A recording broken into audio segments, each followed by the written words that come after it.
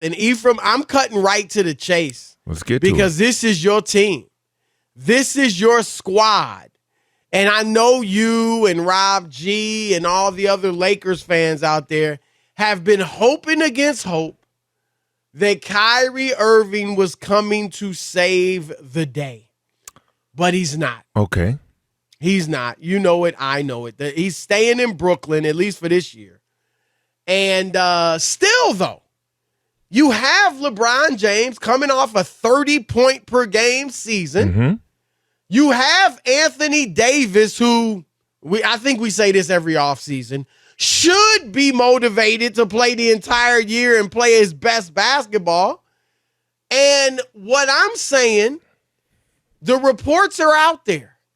Russell Westbrook and the first-round picks from 2027 and 2029 would get you Myles Turner and Buddy Hield from the Indiana Pacers. And I'm saying this, Ephraim, do it. Lakers, do it.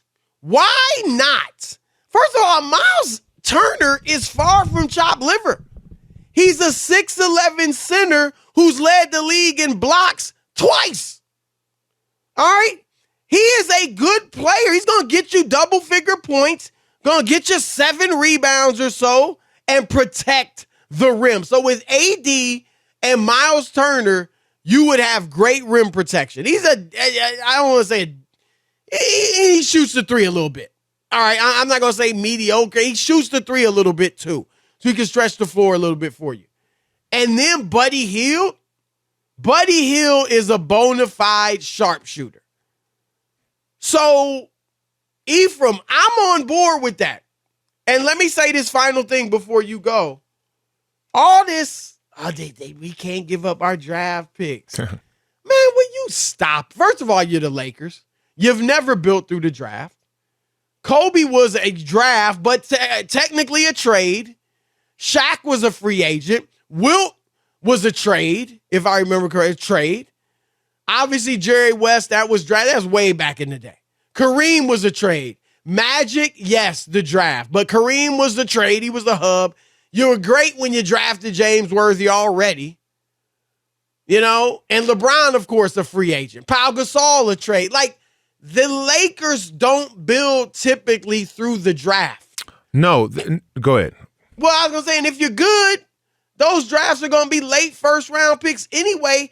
And Ephraim, last thing, most lottery picks don't become stars. Most lottery picks don't become stars. So don't tell me you are going to throw away a chance to compete. I don't think this would make them the favorites in the West. I don't think anybody does.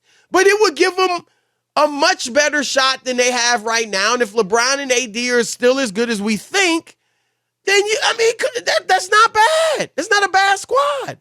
Don't throw that chance away for some picks or a number 24 pick in 2029. Now we're 7 minutes into the broadcast. I listen to you and Rob all the time, and I very rarely hear you talk for the opening 7 minutes without any. We're only 6 minutes in. No, it's early in the 6 minutes. It's 4:07 right now on my clock here. Your clock is fast. Oh, okay, all right. So I just, unlike my soliloquy, I'm just gonna point out the fact that you had 7 minutes of uninterrupted airtime. I have actually done that before. Well, okay. Well, and I'm sure Rob's not as talkative as you, though. Yeah, well, I come with the information. So, all right, well, bring it, Mr. Laker fan. Let me see if I can go back to within the first. I'm gonna sit quiet. I'm gonna sit back and listen. Let me see if I can go back to the first 60 seconds of it and answer that question, and then carry on. You're absolutely right. I pulled that plug. If that deal is on the table, I pull it right now today. Number one, because we know what it is with Russell Westbrook and what that does for us offensively and defensively. We went through a whole season of that.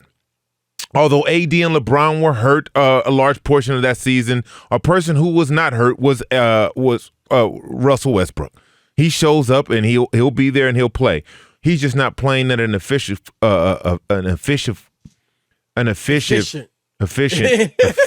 efficient clip like we would want him that would help us. So yeah, you would definitely want. God don't like. I know he doesn't, and I'm being punished. You done called I'm being me punished. out. I did. That's my fault. God, I apologize. Dominus, ominous, whatever. But we need shooters.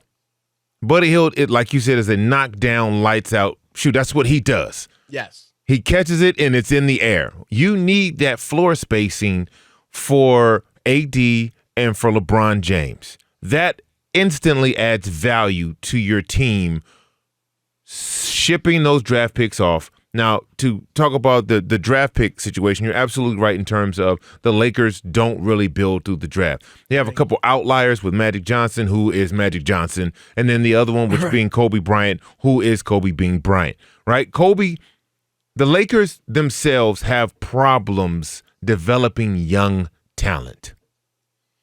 Because they're usually so good. They have problems developing young talent. We saw it. They had Ingram. They had Ball. They had Julius Randle. They had all of these. Josh Hart. Decent, yeah. Right? They had all of these guys, and they're now on other teams prospering.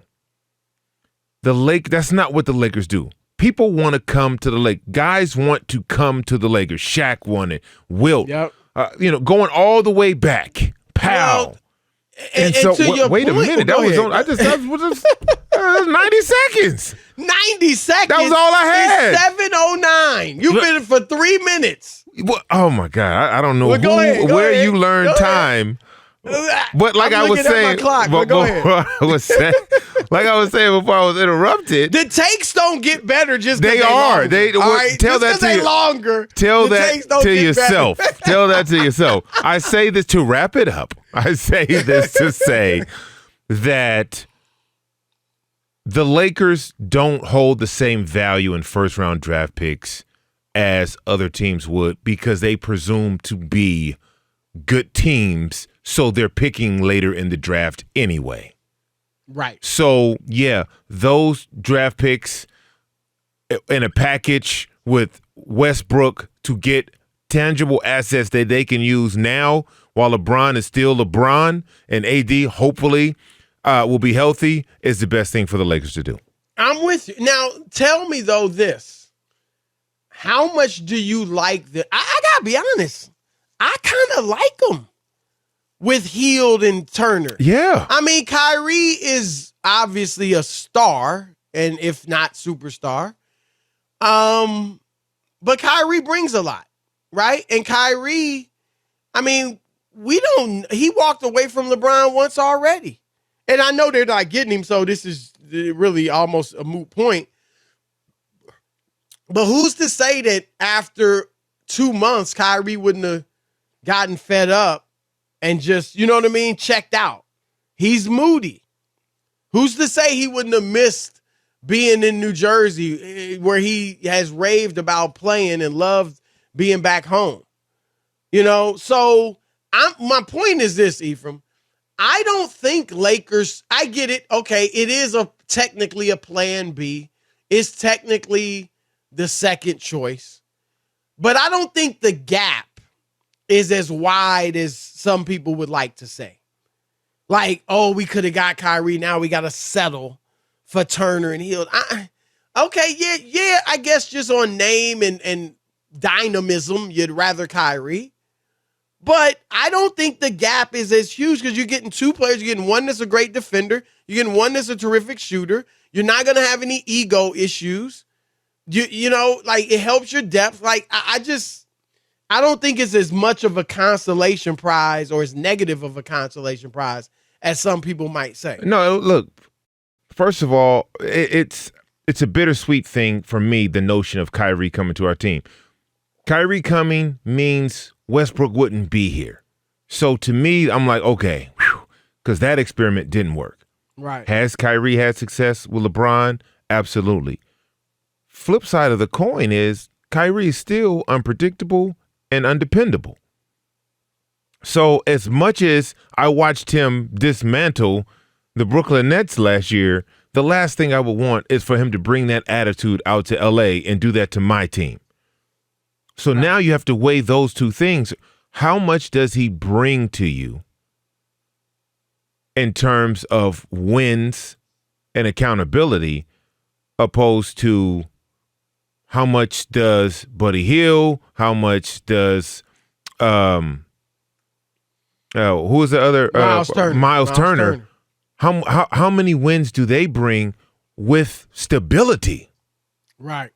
Without the hint of you just never might one day Kyrie might just be like, look, I need some time to myself again.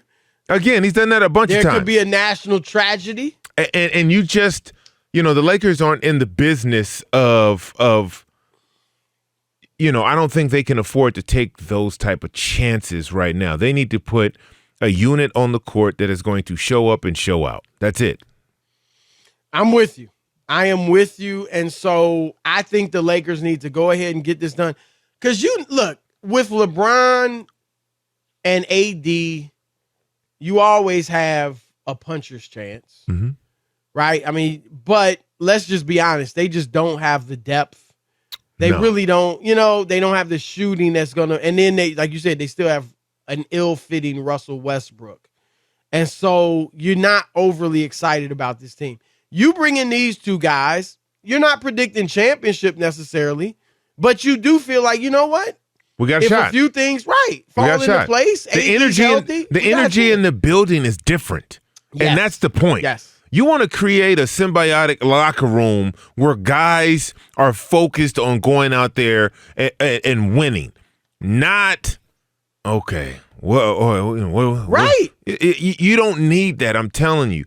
And so making that trade for Myles and Buddy would be a step forward for the Lakers going into this season.